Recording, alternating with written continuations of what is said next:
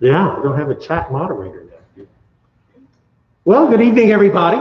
So very glad to have you here tonight, and of course our online group too, and we're glad to have them as well. And tonight we're going to be talking some more about some of the things that strike us as evidence for the Bible. Kind of a different one tonight. This one is one that I hadn't really done before, so I wanted to spend some time on it, and I thought maybe we could all spend some time talking about it as we're talking about the idea of how elements of the Bible and laws that God made about health in general actually give us a fantastic idea of the validity of the Bible, particularly as we're going to be kind of looking at this tonight a little bit differently. We're going to be talking about how often our world gets it wrong, but how often the Bible got it right, or that the fact that the Bible always got it right. And that's really something for us to consider tonight. Before we go any further, Brian, do you mind leading us in a word of prayer tonight? Well, in heaven, thank you so much for this opportunity we have tonight to gather together, be able to meet fellow brothers and study the Bible. Thank you so much for the opportunity we have to spend time together and be encouraged and strengthened by each other. Have good remembrance of his lessons, pray that I contented to the things that taught. Pray for members that are away tonight, that they may be able to come back to us safely. Thank you so much for all you give. You say we pray. Amen. Amen. Thank you very much, Ryan. Well, if you did the reading for tonight, you read one of the grossest chapters in the Bible, because it really did read like a really terrible medical digest. That's Leviticus chapter 15. I only had to read the first part because it only got worse as the chapter moved on about all the different. I appreciate they use the word discharge a lot. All these different rather than words like oozing or swelling or things like that. But it had a lot. It was a fascinating thing when you think of it as the idea that God set up His law, and the Levites, specifically the priests, almost like they were also the health officials of the country. And that's kind of an interesting thing, especially when they had all laws that they had. Let's kind of define some terms for tonight so we kind of get a sense of what I want us to kind of put together. When we talk about science, about it this week, next week, a lot of times the word science just literally means knowledge. It's the idea of knowing something, learning something. But a lot of times what we really mean is the common knowledge that people have, or the common agreed knowledge. So a lot of times, I kind of say science when I do that kind of thing to indicate the idea that there might be sometimes a common reasoning, correct or incorrect. It could be wrong. And one of the points that we want to kind of sit on tonight very well is that quite often, particularly it seems like in the matters of health, it is wrong. I find that fascinating, in contrast with the Word of God. Talk about knowledge. Knowledge can be absolute, or it can be something that is determined or studied or learned, or which of course implies the idea that it might change as well. So let's kind of start with that idea and then contrast that to the idea of truth with a capital T. Thy word is truth, John 17:17, and the idea of how God established laws. Now, the point that we kind of want to make tonight, the reason why in a study of evidence is it's worth our time to sit down and talk about some of God's laws as they pertain to human health, is the idea that we believe the Word of God tells us that God established law like natural law, the things we're going to talk about next week, and things like creation and the day and the night, and the sun, the moon, the stars, all the different things that God established. These were the things that He created with natural laws. And then He turns around and gives us the law of Moses, and Moses were laws that pertain to matters of health. And one of the things we have to understand, one of the claims we would make, is that if the Bible is totally accurate, then we should be able to find that the laws that God established health-wise don't violate principles of health today. That's a matter of, we're going to learn this word falsifiability coming up soon. That's a matter of something that we can put to the test and find out, is it true that God's law hold up are better matters of health than man's laws? So to kind of answer that question, the first thing I want to do is I want us to talk for a few minutes about man's laws, or man's ideas about health today. Use the word science. What does science say about matters of health today? And one of the things I want to ask, the questions I had for you tonight are these things that change. So maybe you had some things written down. Maybe you could just think of a few off the top of your head. But the first question was, what are some practices that were thought to be healthy, but now they're understood not to be? Some things maybe in your lifetime that you've seen change, or recently that change. Things that they used to think were healthy, or they used to think, hey, this is really good, and now they think, oh boy, this is not at all a good thing. Can we give examples of that? What have we got? Anthony's going to lead us off. Go ahead, Anthony. I got the opposite of what used to be. Okay, that's good too. An opposite is fine. Opposite. Eating a lot of fat. Okay. And knowing now that you need fat, so that is actually good for you. Good fat. Very good, very good. Lamar brings up eggs. Lamar's comment is good for you, not good for you, good for you, good for you. I was thinking of eggs too, actually, Lamar, because I thought, that is one that went back and forth. In my lifetime has changed about 3 times, so that's a good one. Rob? I think it was 1800, maybe earlier. For almost every ailment that you got, it would bleed you. They would cut you open and bleed you for a while. Thought that was going to somehow get rid of whatever it was you had.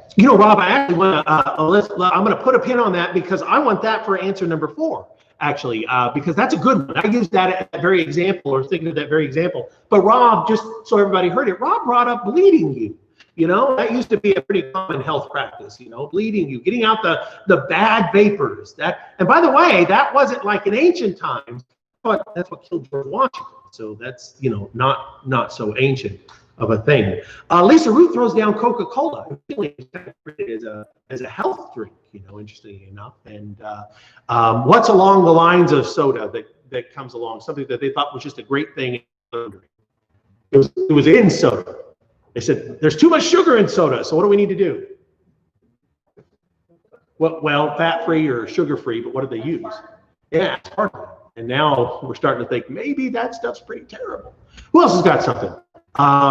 It's interesting, Gregor also brought up bloodletting, and he threw out there smoking tobacco, which was actually, Gregor kind of took mine. That was the one I wanted to go to, was that back in the 50s and 60s, 40s and 50s more, they used to push smoking cigarettes as a super healthy thing to do.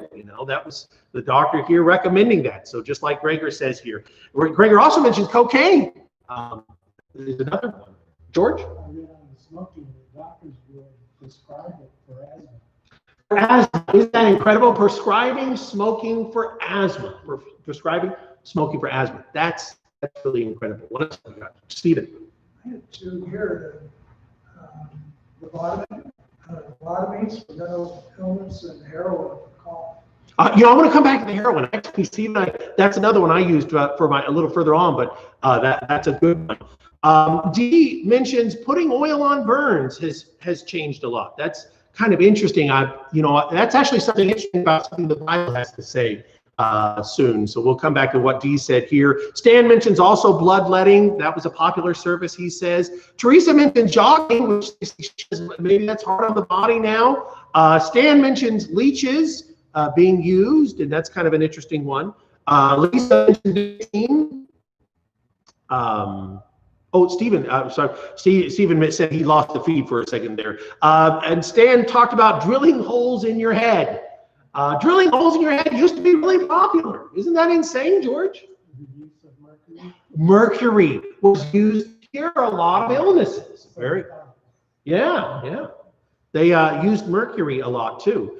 So those are things that are really interesting. Aline mentions they used to think it was really good to remove the thymus gland. Or remember back in the 60s, 50s, they used to be really big on going through your eye with that stick, a frontal lobotomy. They actually used to think it was good to scramble your brain. Wow. Definitely calm you down. Yeah, well, just the threat of it would calm me down. Lisa Root mentioned psychedelic drugs like mushrooms. Stan mentions cosmetics that were made mercury, Eggshells sometimes used on the face. Others have used things like white flour, chalk, white lead. So those are. They even use DDT as a cure. Wow. They killed more people than the cure. Wow, that's something. So good. So here's the thing. We're not talking about ancient history here, right? We're talking about things that a lot of us have seen in our lifetimes. Unfortunately, now we know everything, and nobody's ever going to say any medical treatment is bad again. I gave a big eye roll in case you couldn't see it. So this is something interesting worth considering. Now, I want to jump to the second point. What about food? Healthy food. I mentioned eggs already, so that's kind of an interesting one. Eggs, good, bad, good, bad. That was the first one that came to my mind. George? Milk. So I was reading about the concept of milk. That was one example somebody put online of. Small boy was told it was healthy. Yeah. And my chiropractor said, "You're an adult now. You shouldn't milk." Especially buttermilk, George. That's just terrible. Buttermilk. Milk is an interesting example, Rob. What are some foods that have changed their health value in your lifetime? And I wrote all of them. Yeah. It's funny because Teresa makes the comment, the food pyramid was flipped upside down a few years ago. So when I was a kid, when I went to school, just a few of you might have gone to school about the time I did, you might remember the food pyramid. And if you're really smart, you could always win with pizza because you could say, hey, it's got all the food groups. And, pizza may be the man I am today. That kind of reasoning I want to say. But the point was that they ingrained this idea of you've got to follow the food pyramid. But it's fascinating that food pyramid has been gone a long time. They've completely redone it. Lisa mentions fruit as things that have changed. Teresa mentions fats. That was the comment we mentioned earlier about the change in fat being good or not good. So that's what else do you have? Foods that changed. Grant? Alcohol is one that jumps around a lot. Alcohol is fascinating because alcohol's to this day back and forth. Oh, it's one good for you. Oh, it's not. That's a good one because I do see that one a lot. Talking about that. What else? Anybody else got another one? Food back and forth and back and forth. It's fascinating how much that jumps. What'd you say? Gluten is an interesting one, isn't it? Because it's kind of a new one that we're, talking about and wondering about. So that's a real good one, actually, Terry. I hadn't thought about that. I wished I had. The coffee is something Teresa throws out there. Stan Lamar makes a statement, while Oklahomans' diets in 1904 may have been high in fat, they probably were also higher in fiber, fruits, and vegetables. Stan, I think, is quoting something. I'm not sure. Might not know the point there, but it is a change in the last century for sure. Lamar mentions genetically modified crops. Used to be the best thing in the world, and now we're starting to wonder, right? Potatoes. That was actually, Lisa mentions potatoes, and potatoes are interesting because that was another one I read that I was going to say, come on, Lisa, potatoes are a vegetable. We're okay, and when you fry them, they're even better. But that's interesting because their value has dramatically dropped too, so it's kind of interesting. So foods are all over the place, and frankly, it's kind of hard to keep up with what foods are good and what foods aren't. One of the things I was thinking of, kind of around the idea of food, is how we used to serve or prepare food. Probably one of the Stan makes the statement: conventionally raised produce contains far fewer vitamins and minerals than they did half a century ago. So that kind of is that genetically modified question that we have. So that's a good point.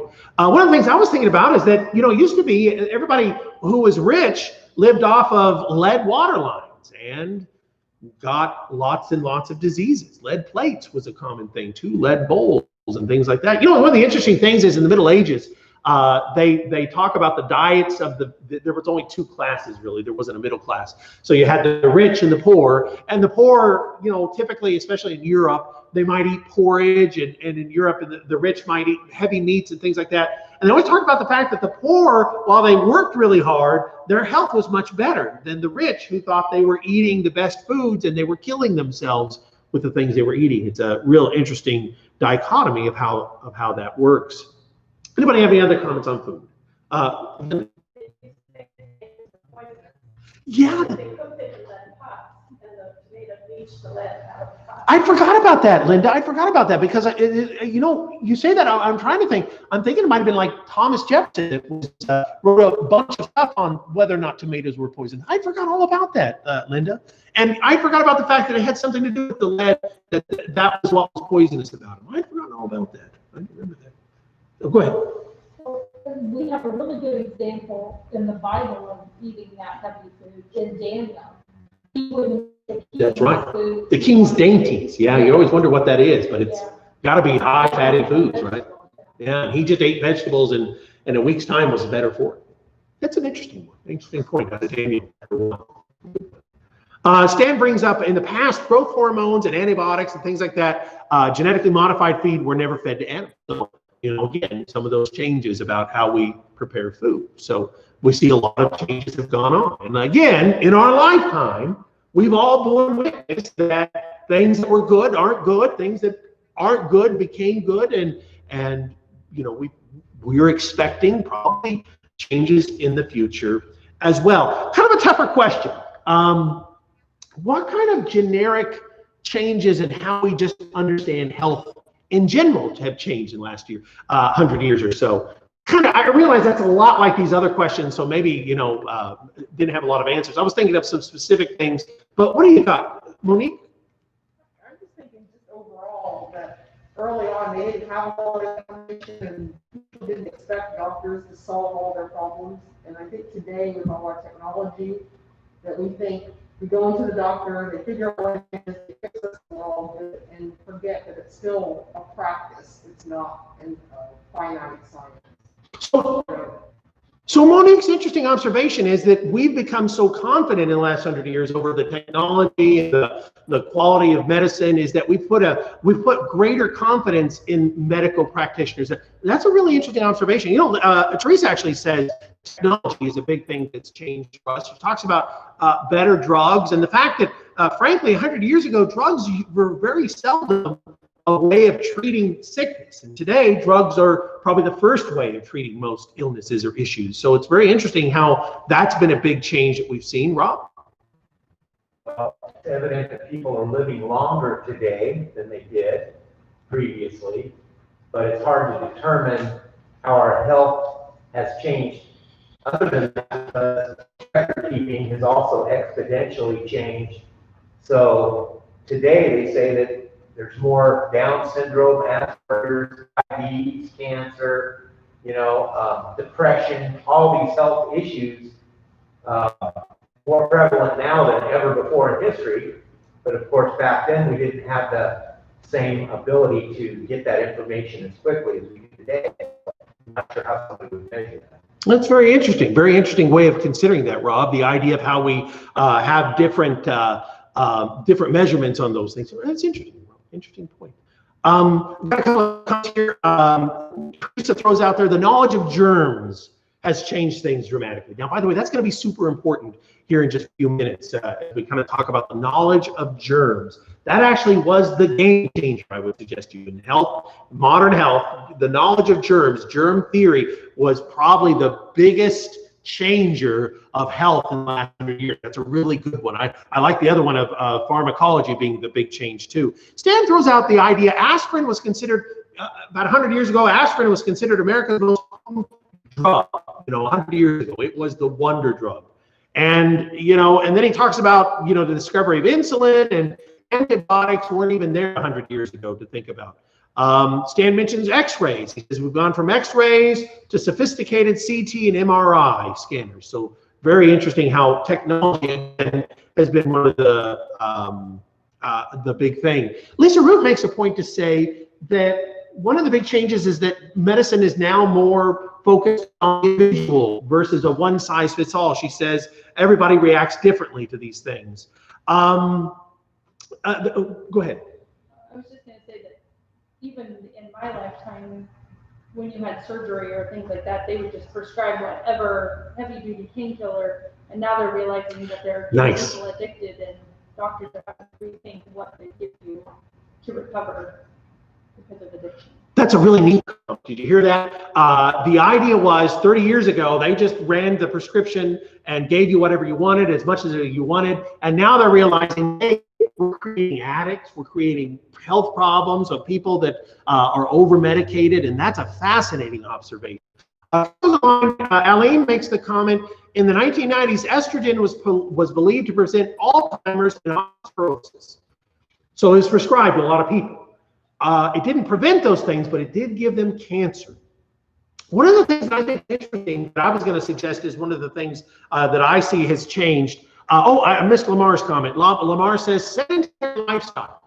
That used to be the thing you thought was best, right? What did the doctors always prescribe? Rest, don't move, stay still. Sedentary lifestyle now contributes to a great deal of our health problems. That's a really good comment, right?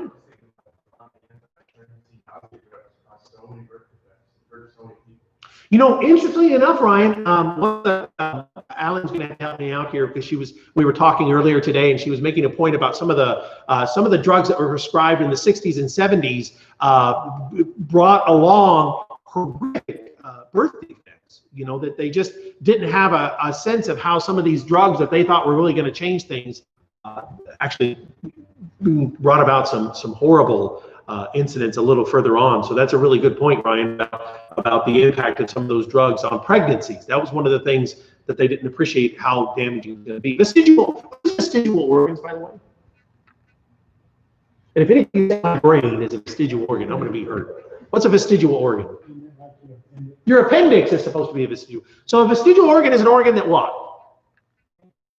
Yeah, they don't need. Now, I should have written it down. I didn't write it down because it was like 100 years ago. They said you had like dozens of vestigial organs, and now you have next to none. They're not sure if we really have any vestigial organs or not. But they used to, they would take stuff out. Like I said, I mentioned the lobotomy, thyroid glands being taken out. It used to be all the time. Well, we'll take it out because you don't need it, and then all sorts of health problems were arising out of that. So some pretty big changes and how we do things. I really like some of your comments because you brought up some things I hadn't thought about, but like prescriptions and the use of drugs, those are things that really have impacted us. Stephen makes a comment about, some of these changes being because maybe we're a different kind of society now, too. A lot of that is the case. And Stephen's comment about that makes me think a little bit about the idea that, for a lot of us now, we just want things to be simple. We'd like everything just be a pill.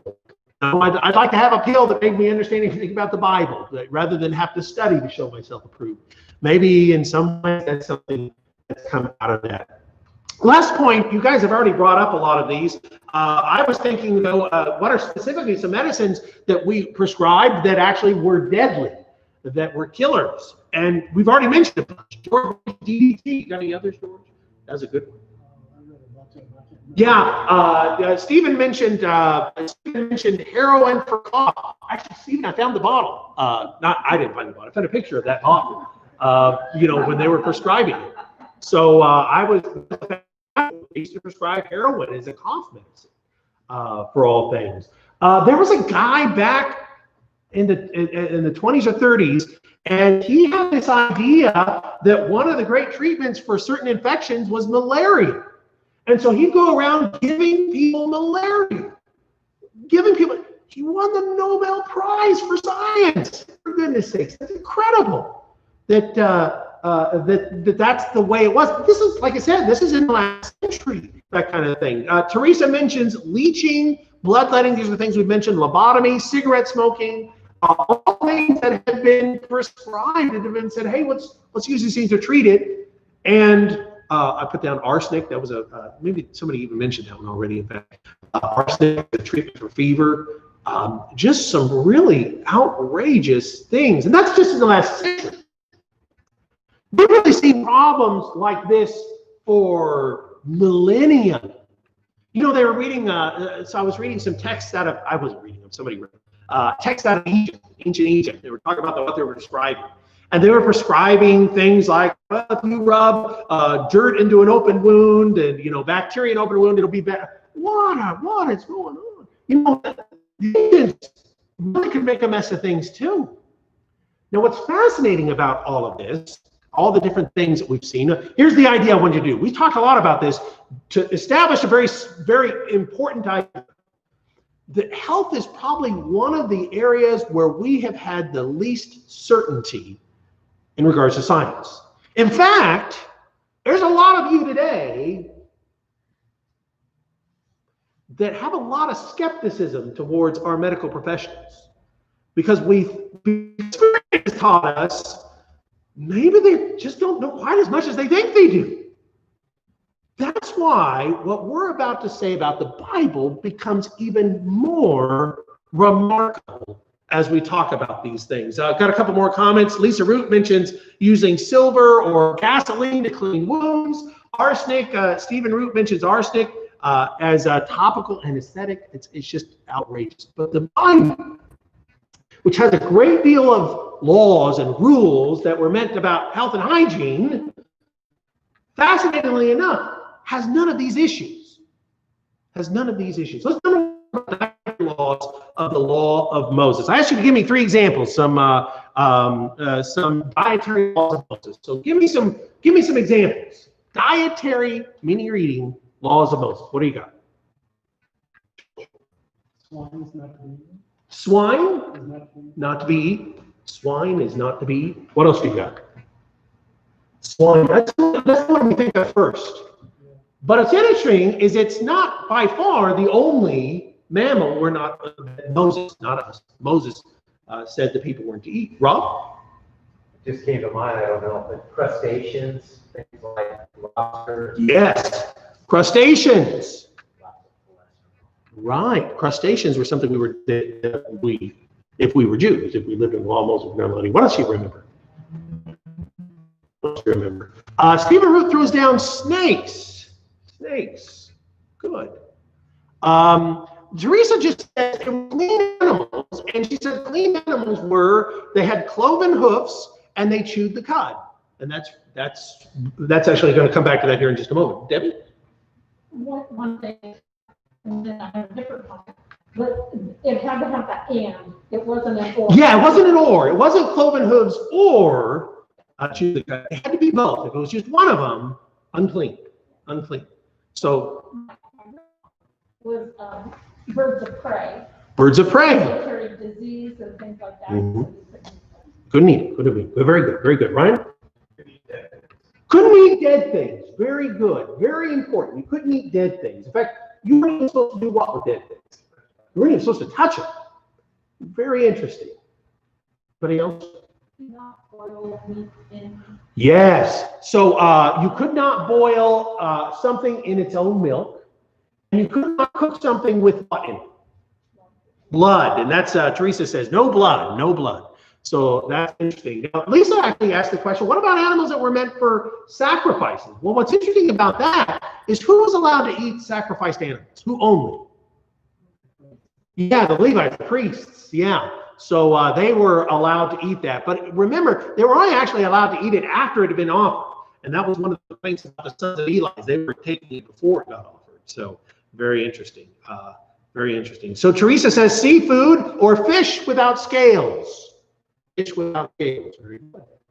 Anybody else remember any? I'll tell you what, let me just throw them up here, just kind of and make a comment. It's interesting. And Noah talked about clean and unclean. Stan, that's a very interesting idea of what that could imply. Let's talk for a second about the dietary laws. So let's break it into 4 parts: meat and birds and fish and bugs. Now that's an interesting one, by the way. Meats. So Teresa already mentioned this, but here was kind of the rule of meat. Here's what you could eat. You could eat whatever divides the hoof, cloven hooves, chewing the cud. That's what you could eat. So that ruled out, that said yes to things like goats or sheep or oxen, steer, game like deer or things like that. But it meant you couldn't eat camels, couldn't eat rabbits, couldn't eat pigs, couldn't eat dogs, couldn't eat cats, couldn't eat lions. All these were things that you could not eat. Now, let's kind of talk about this for just half a second here. When we talk about the laws, the dietary laws, I should have said this a little earlier. I asked you to read Mark chapter 7, verses 19 through 23, where Jesus talked about things. And by the way, that's where Jesus made all things clean for us to eat. So there was no redemption. What was the idea what was the fundamental idea teaching of clean and unclean? Jesus says it's not about what you eat. What?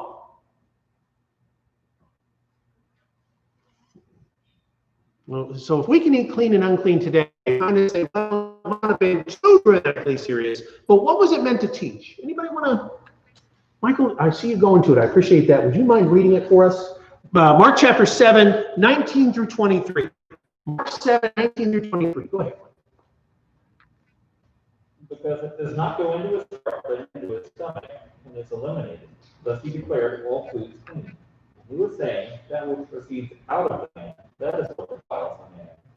For from within, out of the heart of men, proceed thoughts, fornications, thefts, murderers, adulteries, deeds of coveting and wickedness, as well as deceit, sensuality, deceit, slander, pride, and foolishness.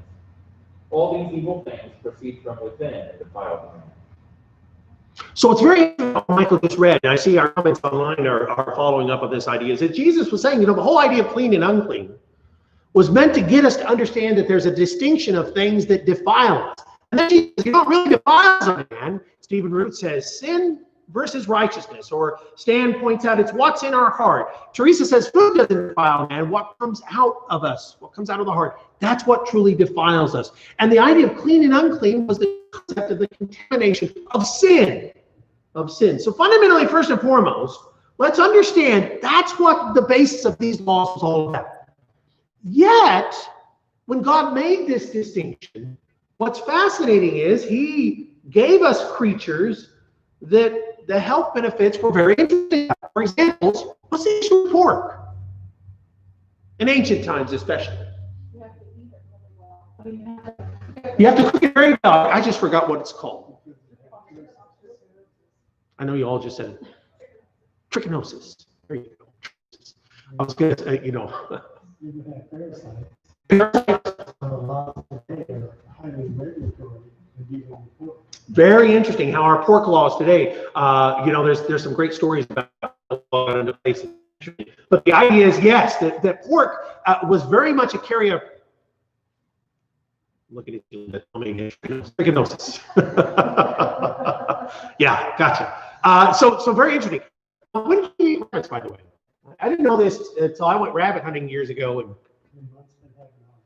and months that have an R, which is really cold. Because rabbits carry a lot of parasites.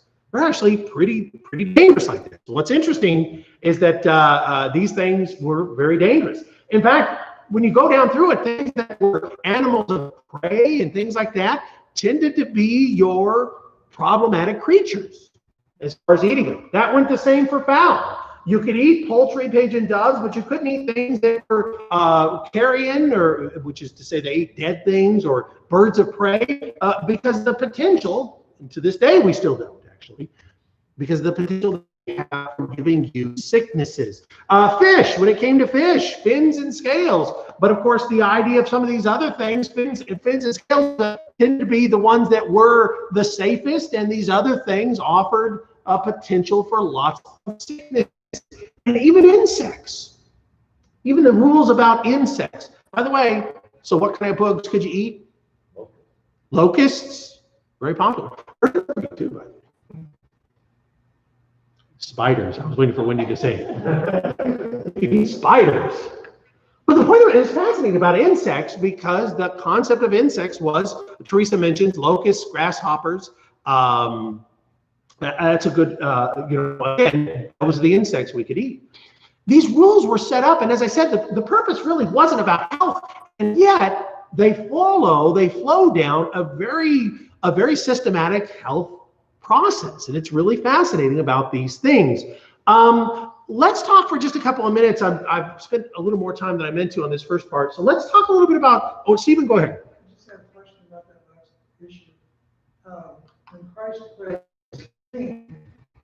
is that a little bit contradictory to what God already said about these creatures that were not really acceptable? So Stephen, your comment. Tell me what you're thinking. What are you thinking? Well, I mean, Christ, thus he declared all foods clean, and it's a little bit of a head scratcher for me. All these things you mentioned are sure definitely not good for you. Right. Seems to fall into that category. Well, so we want to be clear to say that being clean or unclean while it seems to follow a pattern of things that are healthy or unhealthy, ultimately the purpose of those laws wasn't about, you know, you're obligated to do what's best for your body kind of thing. Instead, they were meant to teach us about sin. Rob, what were you going to say? Somewhere in there it talks about it's okay, but it doesn't mean that all things are expedient. Oh, that's a good point. Yeah. Health-wise, it's still a warning, but yet the point that you were making that it's not based on what you eat, it's a spiritual. Yeah. So what I'm suggesting is that God gave them these laws to teach about the contamination of sin. And yet, these laws still found a pattern in the foods that were the more dangerous to participate in, the more dangerous to have. So that's kind of the fascinating thing about God's laws. The purpose wasn't really about health. It was about sin, about how sin contaminates. But what's fascinating is the idea that he would choose into making these divisions between creatures that fundamentally had a lot of danger, and yet were very commonly eaten. Pigs were eaten all over the world, and yet there was some consideration that they had a more likely scenario for getting sick. So that's what's interesting about these things. I want to jump on and say some of the laws pertaining to birth. Stan Bloor says, talks about the idea of the men, they were prohibited from intercourse for 7 days following the birth of a male child, 14 to a girl. You know what's kind of interesting, by the way? One of the interesting things is that the laws were different between boys and girls at birth. And I was wondering about this. I was reading about it, and there's a lot of different theories about why that might be. So that was kind of interesting. I'm going to jump into this a second. What else do you have about the laws of birth? Anybody? Circumcision is the big one. This one about a month ago, and I said, Rob, hold on, we're going to come back to that. Rob, what did you tell us about a month about circumcision? The 8th-day vitamin K circumcision day.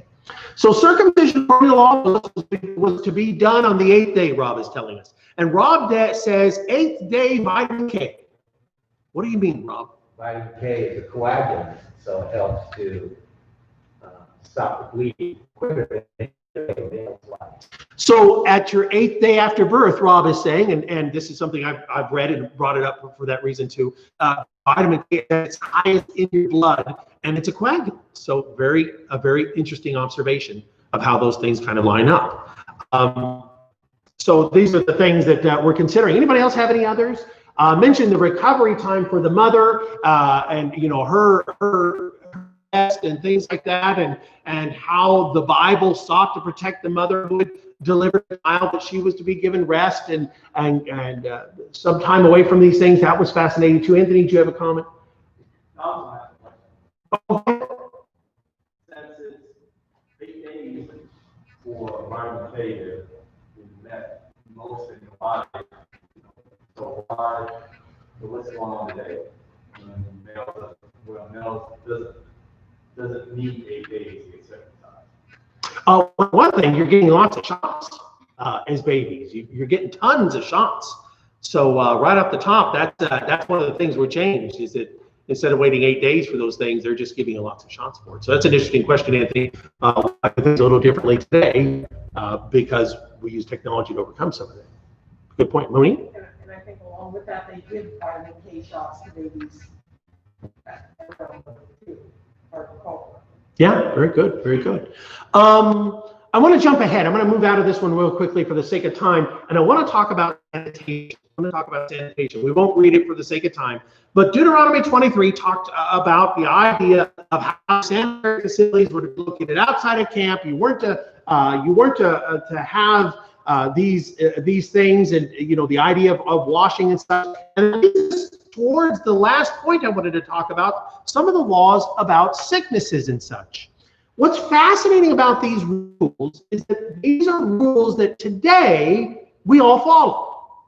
We all follow rather thoroughly. But that hasn't been the case for most of the time. The laws that Moses was given, the laws about wash the clothes, wash your hands, wash yourself, all these concepts of washing. Washing wasn't something very common. Alan Haynes brings up a comment. She says washing. She said Louis Pasteur noticed patients of nuns didn't have as much childbirth fever. He noticed that the nuns washed more. Now, I don't know if this is the same story that she's mentioning. I was reading about how they were noticing that about a third or a fifth of the women going into certain clinics were dying in Europe, and this is in the 1800s. And what they finally realized was that the doctors were just washing their hands in the same water. You know, the Bible specifies you had to have running water. You didn't just keep washing in the same water, you washed with running water. And they were just washing in the same water. And what they were doing is they were just getting the germs from one guy to another, and they realized they were killing people with these procedures because they weren't sanitary. But these are things that, as I said, these are things we weren't figuring out till the 20th century. And the Bible is establishing all these different patterns for sicknesses. One of the fascinating ones was the idea of isolation. You know, specifically, if you know, the whole laws in Leviticus 13 said, if you think you have leprosy, what does it say on the sign on the doors? If you've had a fever in the last, don't come in. The law of leprosy was, if you think you might have leprosy, if there's something a little funny on your skin, go out for 7 days, isolate. By the way, if you had leprosy, you had to stay away from the people. This isolation was a very important idea because of the concept of infection. Lots of people believe leprosy is the work of gods. Even in the last few hundred years, a lot of people thought leprosy was something you inherited. The Bible always spoke of it as the idea as an infectious disease. An infectious disease. So these are some of the things that we really get into here. Rob, you had your hand up, right? Yeah, there was a term about the washing, so I don't remember the era, but the saying that says, don't throw the baby out with the bathwater. Because the whole family would wash in the same tub. The men first, then the women, children, and the baby last. Yeah. So by then, I'd ask how many of us ended up taking baths in other people's bath water, as a kid. That was a pretty gruesome one. Great.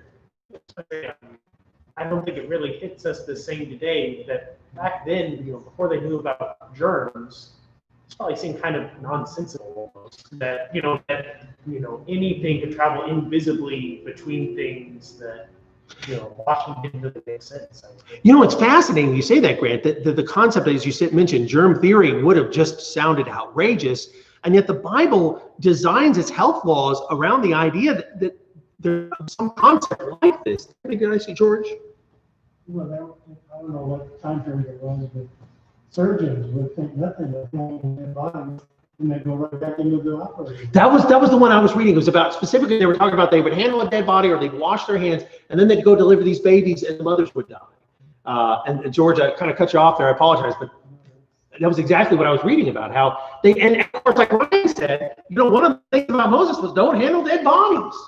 Don't touch dead things. Be careful when you handle those things. And when you do, purify yourself. These were, like I said, and like when we consider these laws, none of these laws were rules that in the end you walk away saying, well, we learned better on that one, didn't we? None of God's laws work that way. Stephen, Grant? Yeah, just a question, because someone once told me that if you are raising your hands for 45 seconds, that is enough to actually keep your hands. Interesting. If you do anything less than 45 seconds, it's not really doing any good.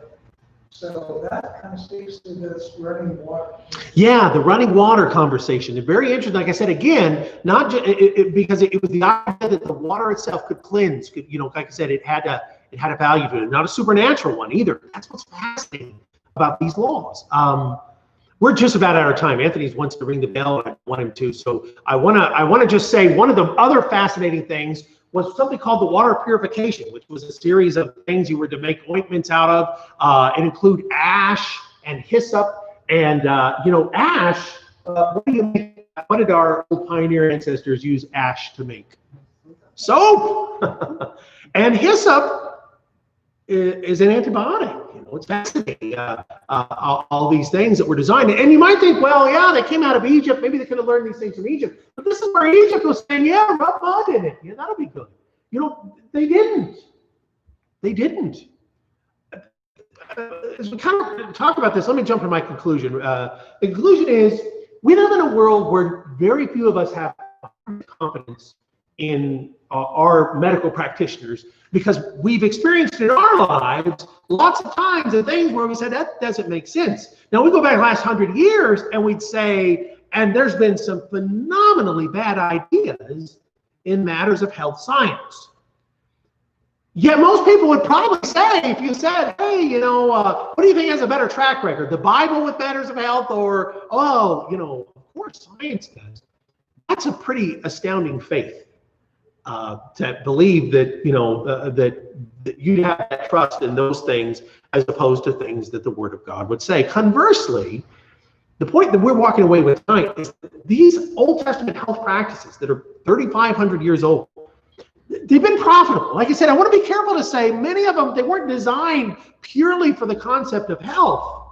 They were designed for the idea of teaching about righteousness and unrighteousness and things like that. But in the end, in a supplemental sense, they also turned out to be a lot of the standards that became modern medicine. And the things that we have said have a pretty good benefit. None of them have been found to be something bad. It's not as though anybody ever said, hey, guess what? We found out that really washing your hands is the worst thing you can do. Nobody's ever found that. None of those biblical ideas that the Levites were supposed to practice, none of them turned out to be wrong. And like I said, medicine, at least in the Western world, can't say the same thing. And that's really remarkable. I had a whole bunch of great comments in the chat, and I apologize. I just kind of ran through them because we ran ourselves out of time, because we are at our time tonight. Thanks for some great comments, great thoughts on a subject, like I said, that we don't get to talk about too much, but one that I just think was fascinating. So I appreciate your time in this.